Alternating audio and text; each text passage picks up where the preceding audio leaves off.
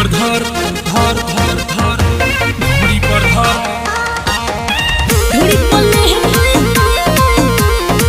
चोली में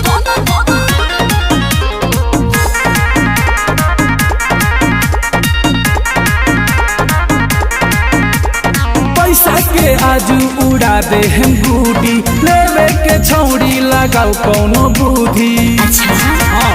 लगाओ कौनो बुद्धि पैसा के आजू उड़ा दे हम बूढ़ी लेवे के छौड़ी लगाओ कौनो बुद्धि।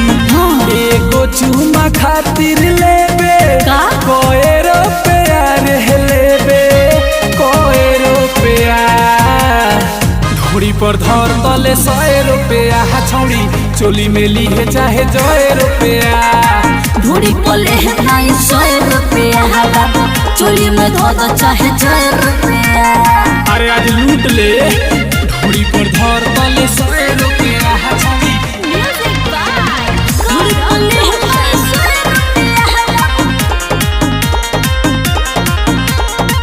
होए ना भेट बाबू हमरा से भोरे घोड़ी में अवतार यमुरी तू बोरे अरे गाला बड़ी अरे काहे हो धोड़ी में देबे जदी अंगड़ी ते पोहरे लंगा में पैसा ते लगबे बिटोरे।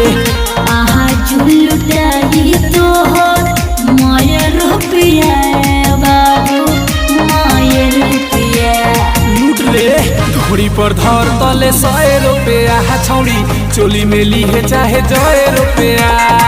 घोड़ी पर ले नहीं 100 रुपया चोली में धो दो चाहे 100 रुपया। अरे ले लो घोड़ी पर धर धर 100 रुपया घोड़ी पर ले 100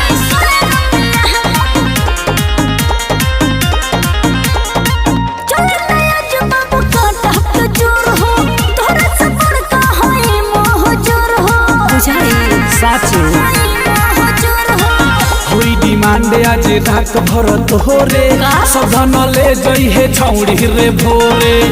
पहाकिट में धोइले है बड़ा कोई रुपया है बाबू कोई रुपया देख लो घोड़ी पर धर तले 100 रुपया छौड़ी चोली में ली है चाहे 100 रुपया।